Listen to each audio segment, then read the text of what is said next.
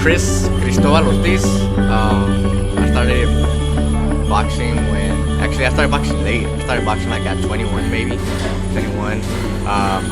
Didn't have my first amateur fight till I was 24. But fun fact, actually what started me in the fight game was I wanted to be a mixed martial artist. Since I have a karate background, I was a second degree brown belt under Shito Ryu, which is Japanese style.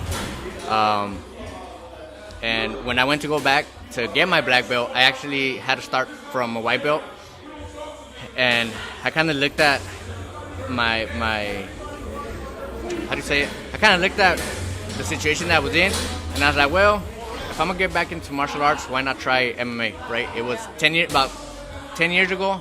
It was fairly new, so I figured I had a chance to learn the sport. But being from a Latino community, 10 years ago, mixed martial arts wasn't the thing, so it was very hard to find like an MMA school, a grappling school, or stuff like that. I think the nearest thing was like the Gracie School up in Long Beach, and at that time it was like $250 for like 2 classes or 1 class a week. Yeah, so I ended up in the next best thing, or the poor man's sport, which is boxing.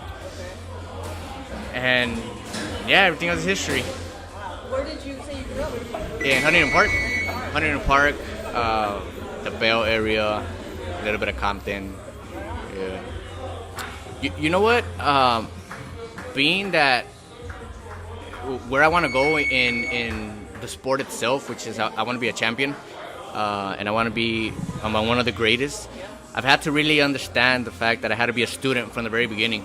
So I had to put my ego aside, I had to put my pride aside, and I really had to make decisions that were gonna put me in a path where I can make that happen, right? So I've pretty much done it all. I've done from getting up at 4 a.m. in the morning for my morning runs, to clean eating, to sacrificing like soda, stuff like that. Keto yet?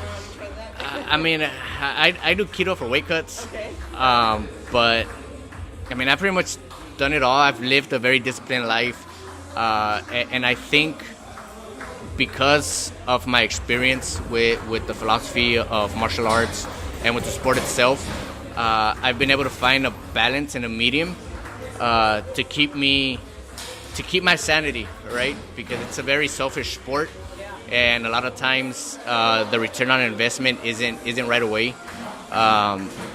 So I mean, I've basically done it all. Yeah.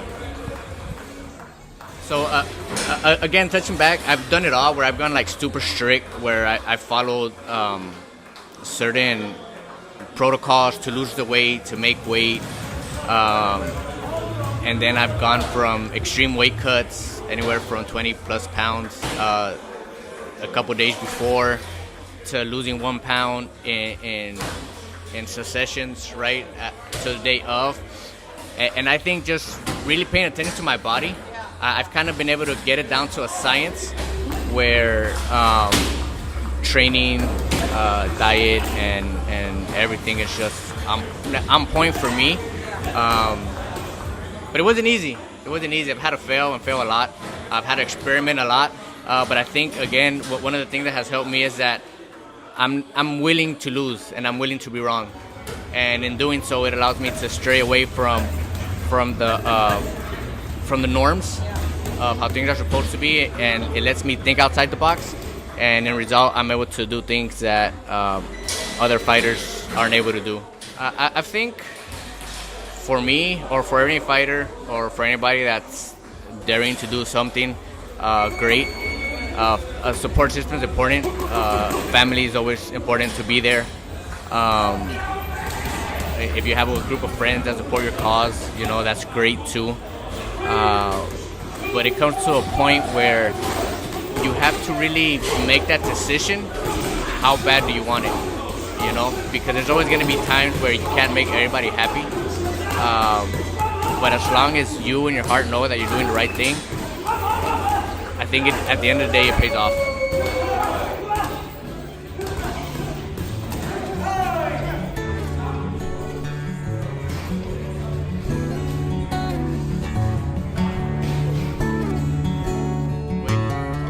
Yeah, it's in San Felipe, the 16th. Yeah, and I'm ready to go. I'm ready to go. I've been ready. This fight has been a long time coming. Then the plan after that is to fight right here local. Have a little something for my fan base out here, and then take it right back to Mexico, and then right back over here. We working.